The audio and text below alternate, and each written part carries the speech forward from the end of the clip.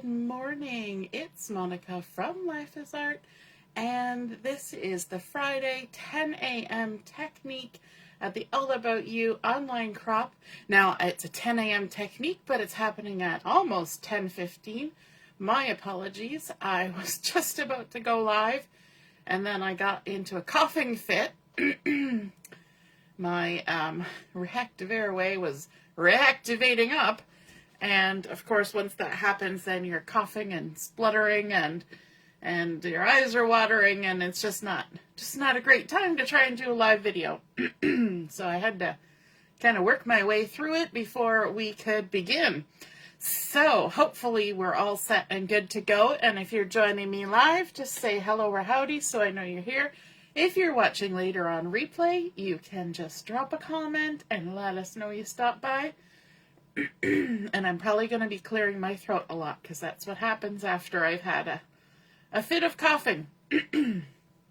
Okay, so we are going to be creating something a little bit unique today. This was one of the suggestions that was sent in from the homework phase of the crop, and so I believe this was sent in by Samantha, and it was one that I've actually made before, but not on here. We did it at one of my mom's retreats, and so the idea comes from a creator who has a website called Vectoria Designs, and I'm not using her product per se, but I'm kind of following along with her pattern somewhat, and to create our own little variation on the project. So I'm calling this Envelop It. I know it looks like envelope it, but we're going to say envelop it. And so we're going to be using the Painterly Pears Designer Series paper for this, and we're also going to be using the Stylish Shapes dies. And if you know me and my crafting, these come out probably almost every other craft I do. And so they're just super useful, circles, squares, and the little banners. In fact, probably the circles get used more than anything, but it's a super nice die set. And so we're going to be using that along with the Painterly Pears. Okay, so our first thing that we need to have is we need to have a piece of cardstock that has been cut to 9.5 by 7.5. And I'm using some of the Darling Duckling, and that is one of the in colors. Hey, Diane. Yes, you're not late. I was late. I was having a coughing fit, and I had to wait till it was done and over with before I could start, because there's nothing worse than trying to listen to me while I'm coughing and spluttering. So we've got a 9.5 by 7.5 piece of paper. I will be putting the dimensions when I post my pictures. So don't worry about scribbling them down too fast unless you want to. And then by all means, go ahead. And this one, we're going to do some scoring on it. So I'm going to use my Simply Scored for this. We're going to start scoring along the 9.5 inch side. And if you ever hear in the description from me that you're going to do something along whatever side, that means if you're scoring, you're going to line this 9.5 inch side up along the ruler at the top here, because we're going to score along it. Okay, so on the 9.5 inch side of our 9.5 by 7.5, we're going to score at 1 7/8, and 7/8 is halfway between 1 3/4 and 2, so there's a little mark there, 1 7/8. So we're going to score there. And then we're going to move over here, and we're going to score at 7 5/8. And 5/8 is halfway between 7.5 and 7 3/4. So 7 5/8. Okay, so we've done those two score lines along our 9.5 inch side, 1 7/8 and 7 5/8. Then we're going to rotate 90 degrees, and we're going to do some scoring along the 7.5 inch side, and we're going to score at 1 7/8. Can you see a pattern emerging here? And then we're also going to score at 5 5/8. So basically all of our score lines are 1 7/8 inch in from the respective edges. So if you wanted to just spin your paper and score every side at 1 7/8, that would also do the trick.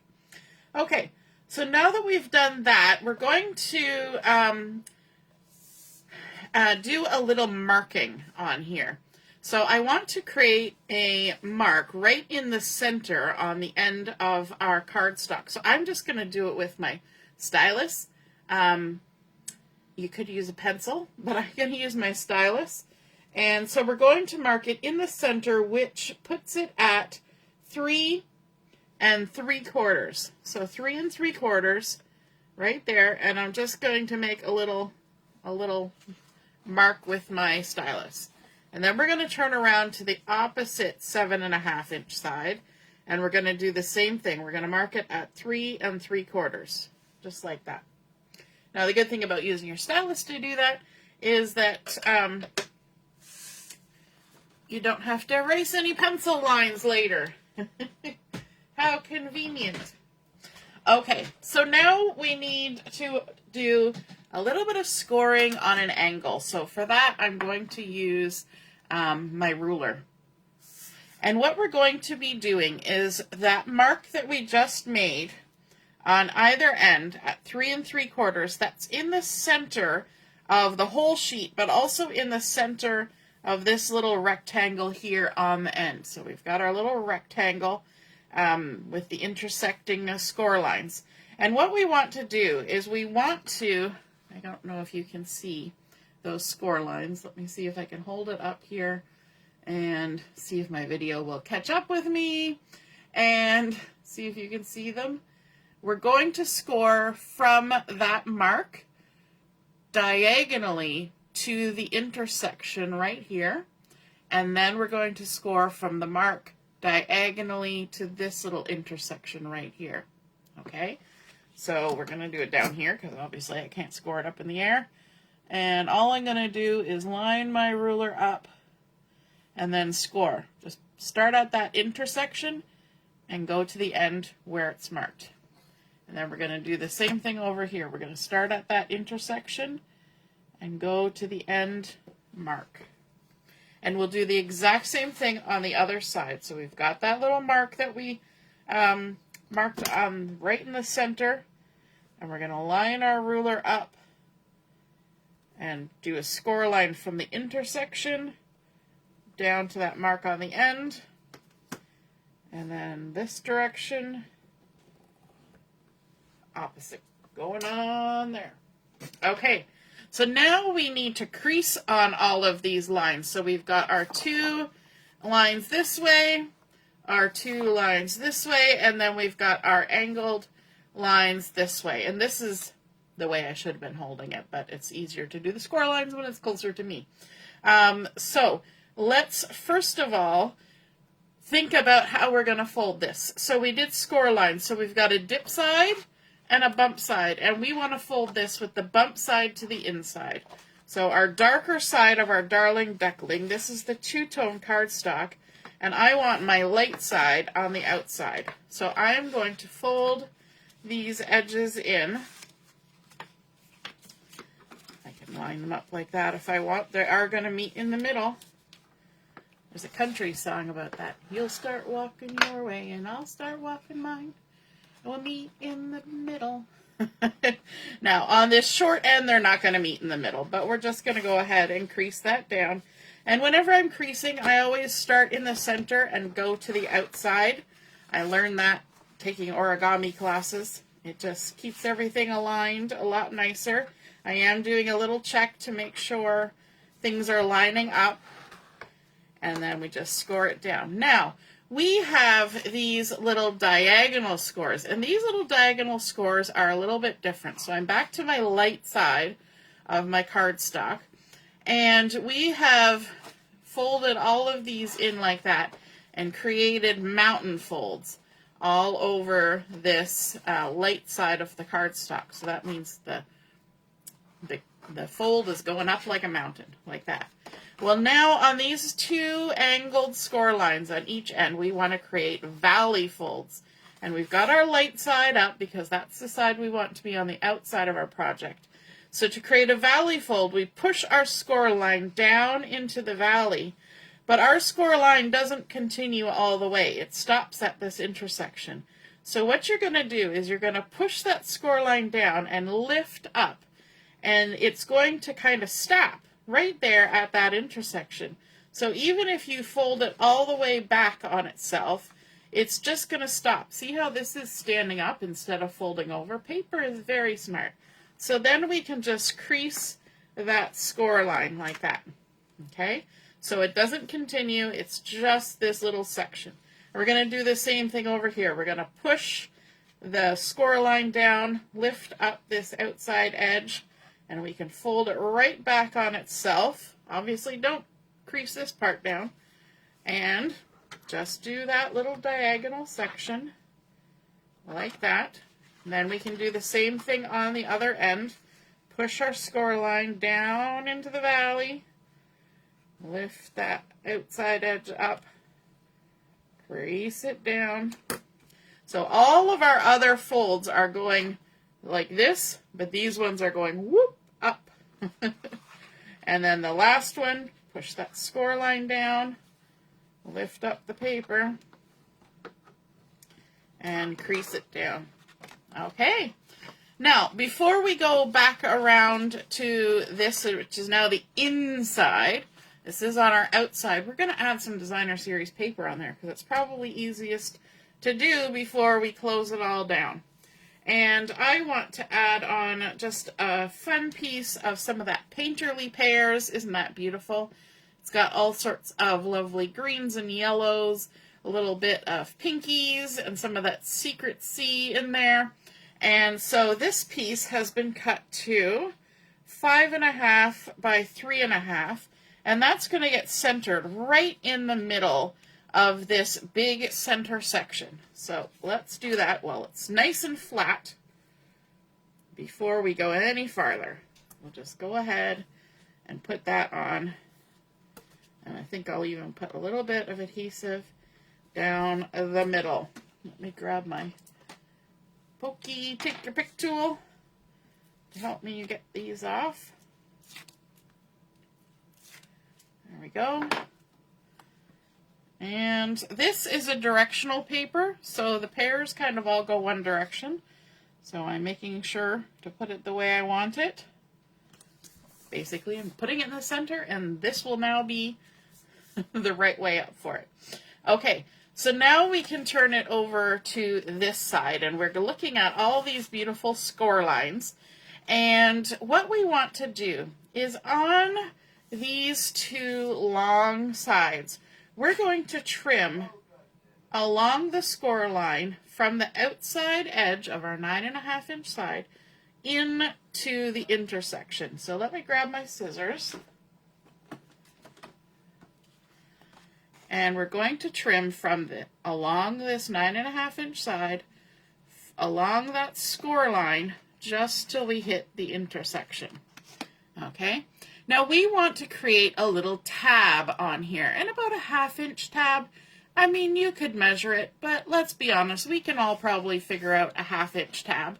So I'm going to give myself a 1/2 inch here, and I'm just going to cut off that. Okay, so we've got a little 1/2 inch tab. Now to make our tab a little happier, we're going to create a little tiny triangle here. And a little tiny triangle there. And all that does is it tapers. And if I put it down against this dark base, you'll probably be able to see. See that little taper? It leaves a little gap. And that will help everything to just fold up nicely and not have little bits sticking out here and there. Okay? So we're going to repeat that on all 4 corners. So again, we're on the long side here. And so we know we've got our little angles straight ahead of us. We're going to trim on that score line till we reach the intersection. And then we're going to create a little 1/2 inch tab out of this. We don't need all of it, just a 1/2 inch. So let's make our little 1/2 inch tab, give or take, and then create our little wedges in the corners. Trim out our little triangles. so that everything will line up nice and neat. Okay, now what we've done this side, we're going to turn it around and go along the other 9.5 inch side. And we're going to come towards where those angled pieces are. And we're going to trim this down to, or up to the score line. And then we need to remove some of this, leaving a 1/2 inch tab. Like so. And then create those little wedgy corners. Like so. Last one.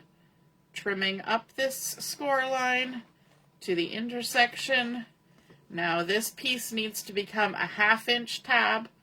So we're going to trim off what we don't need anymore. We can use those for something else. Don't throw those out.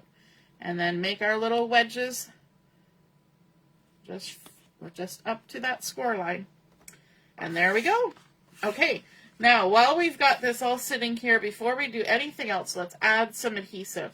So this is the dark side that we want on the inside of our box. And we're going to just go ahead and put adhesive on those tabs. Just as they are, sitting here, facing up. And our pattern paper is on the opposite side, so you'll know you're putting the adhesive on the correct side of the tabs. If you can't see your pattern paper,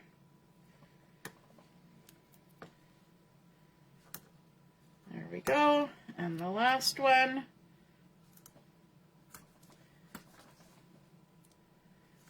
I got something on my desk that's rattling every time I do that. You guys are probably hearing the rattling. Okay, so now what we want to do is we want to release the adhesive backing, just on one side here. Okay, so we're just on this one side. And what we're going to do is we're going to lift up this large section in the middle. We're going to lift up the end, and we're going to line this end with the crease there for our tab. And we're just going to fold that tab over. So we've just folded that tab over and stuck it. So now we've got a nice little corner created there. Okay, and we're going to do the same thing on the other side. I'll come up a little closer. So we've got our piece of paper here. We're going to lift this up until that crease line lines up with the end of our paper. And then we're going to fold our tab over and stick it down. Like that. Easy peasy. Now we're going to do the same thing on the other side. So let's turn it around. Let's take our backings off. With any of these kinds of projects, you just go slow, one step at a time. So if you want to use the video for this, it's a good time to watch it in replay. You can watch, pause, rewind, do whatever you need to. Okay, so now we're going to lift up this large panel, and we're going to bring this end up so that score line lines up with the end of our panel. And then we're going to fold that tab over. Now you might be wondering, why are we having all these tabs on the outside? Don't worry, they're going to get covered. You're never going to see them. All right, so now again, our last corner, we're going to lift this up just like we're creating a box. And then wrap that tab around and stick it on down. Good morning, Jennifer, and good morning, Laura. Sorry, I just realized I should look at the comments. Now, we've got this assembled this far. It just looks like a tray. We could put some pretty little things in there, and you're like, why did you decorate the bottom? Because it just looks like a tray. But if we take these two short ends where we've got those diagonal folds, and we push them in and all the way down, these two sides will fold down towards the center. Now you might need to do a little bit of zhuzhing here. So hold them in the center and then just kind of do this. And those crease lines will kind of work themselves out. It's a good thing with paper. It just kind of works itself out. Because we've got things glued, we've got things folded, we've got layers of cardstock going on here. So everything's going to be a little bit in need of a massage. Sometimes you're just in need of a massage. Now it folds down lovely and nicely, and those two edges meet in the middle. Okay, so now we want to add some embellishment to the front of this. It's very important before doing that you take a look at your pattern on the back side. If you had a directional pattern like I do, my pears are pointed up when it's like this. So I'm going to take this and turn it over like that, so I know that this is the right way up. If we want it all to matchy-matchy, be the right way up. And on the front here, I want to add some cardstock and designer series paper to create a little bit of extra on here.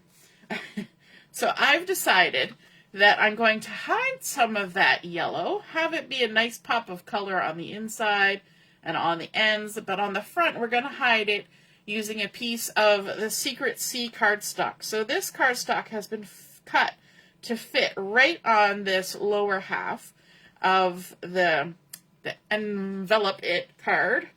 And so this has been cut to 5 3/4 by 1 7/8.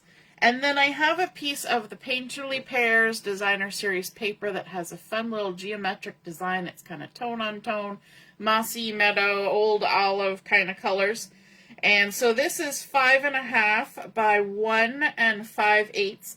And I'm going to stick those two together, centering the designer series paper on top of my cardstock. And the Secret C is also two-tone cardstock, so you know you have the right side for what I want to do when it looks dark. The lighter side is definitely lighter on the Secret C, and that's a very cool color too, but it's not the color I want for this project. So we will line that up in the center and then add some adhesive on the back of our cardstock. And this is going to be adhered to the lower panel on the front of my card. Now that designer series paper I'm using now is not really a directional paper. If there's one way that you like it more than the other, then move it around to your heart's content. But all I'm going to do is line it up here with my darling Duckling and stick that on the front. Looks like I got a little bit of something in the corner going on there. A little piece, there we go. That was adhesive that was hanging over. So now we've covered that bottom bit, and let's work on the top. Now the top is actually going to be a flap that goes farther down, okay? So we've got another piece of the Secret C, and this one has been cut to 5 3/4 by 3 inches. And then a piece of another pattern. We've already got 2 patterns in there, but we're getting another pattern from the Painterly Pears, and it's really pretty, and it's got that nice pinky, I think that's petal pink perhaps that's in there. In the background on there, looks nice and cheerful. And this paper has been cut to 5 1/2 by 2 3/4, and we're going to go ahead and stick it on and center it in the middle of our Secret C cardstock. We're just going to center that there, like so. And now this is going to get adhered on the top half of our little envelope it. So we can't really put the adhesive on the back of this panel. Where we need to add the adhesive is on here, on our base. So I'm going to turn it around so it's a little closer to me. And make sure we get lots of lovely adhesive on here, right near the edges, like so. Remove our backings. And then we need to make sure we've got everything going the right direction. So we've got our pears the right way up. We've turned it over. These pears are the right way up. And now I'm going to align it with the outside edge of this and stick it down like so. And there we go. We've got our nice panel on the front that folds right over, covering that opening. And we've got a nice little secret spot inside where we can add a folded up letter. We can put some fussy cut ephemera in there. We can put a gift card in there. We can put all sorts of things in there to share with somebody. This could even be a fun pocket on a mini album or on a layout if you wanted to tuck some ephemera, you know, ticket stubs, that kind of thing. But because we're going to use this to give a gift or something like that, we're going to create a little belly band to go around this.